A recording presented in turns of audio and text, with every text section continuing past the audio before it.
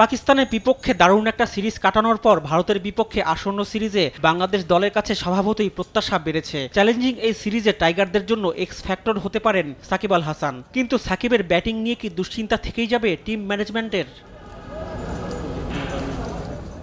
Test ফরম্যাটে সাকিব সবশেষ century করেছেন ৭ বছর আগে। এরপর সেঞ্চুরি না পেলেও কার্যকর কিছু ইনিংস খেলেছেন সাকিব। তবে বেশ কিছুদিন ধরে সাকিবের ব্যাটে রান নেই। গত বছর এপ্রিলে মিরপুরে আয়ারল্যান্ডের বিপক্ষে খেলেছিলেন ৮৭ রানের ইনিংস।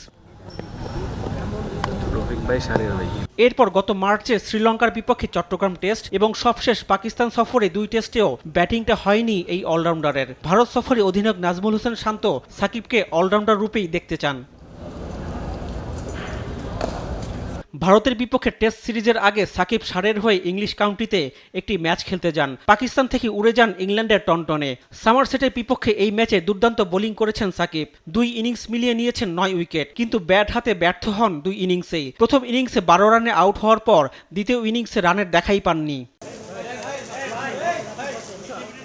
দেশ ছাড়ার আগে অধিনায়ক শান্ত জানিয়েছেন সাকিবের কাছে তার প্রত্যাশা কি।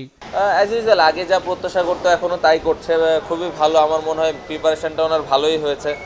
বোলিংটা যদিও ব্যাটিংয়ে রান করতে পারেননি, বাট আমার মনে হয় প্রিপারেশন খুব ভালো হয়েছে ওনার, এবং আমি আশা করি যে এই সিরিজে উনি ভালো কিছু করবেন। শুধু সাকিব নয়, অধিনায়ক নাজমুলের নিজের ব্যাটিং নিয়েও রয়েছে প্রশ্ন। টেস্টে সব মিলিয়ে অধিনায়ক হিসাবে তার গড় মাত্র ২৩.২৭। ৬ টেস্টে ১১ ইনিংসে তার ব্যাট থেকে এসেছে মাত্র ২৫৬ রান। আর পূর্ণ মেয়াদে অধিনায়কের দায়িত্ব পাওয়ার পর শান্তর পরিসংখ্যান আরও খারাপ। ৪ টেস্টে ৭ ইনিংসে মাত্র ৯০ রান এসেছে শান্তর ব্যাট থেকে।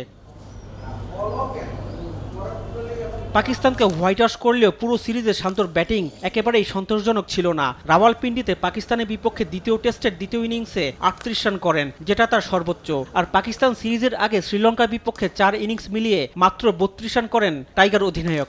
আমার পার্সোনাল লক্ষ্য বাংলাদেশ টিম জিতুক, এটা আমার পার্সোনাল লক্ষ্য, এবং আমার ইচ্ছা যে আমি অ্যাজ এ ব্যাটার হিসেবে দলকে যেন কন্ট্রিবিউট করতে পারি, এবং ওটার জন্যে যেরকম প্রিপারেশন নেওয়ার দরকার ছিল আলহামদুলিল্লাহ আমি নিতে পেরেছি। বাকিটা আল্লাহর ইচ্ছা। আমি আমার সর্বোচ্চ চেষ্টা করব যে দলকে যেন কন্ট্রিবিউট করতে পারি। ভারতের বিপক্ষে মোটেও সহজ হবে না পারফর্ম করতে। ভালো কিছু করতে হলে অধিনায়ক শান্তকেও সামনে থেকে নেতৃত্ব দিতে হবে। দেশ ছাড়ার আগে নাজমুল নিজের ব্যাপারে শুনিয়েছেন আশার কথা। রিফাত আঞ্জুম, দেশ টিভি, ঢাকা।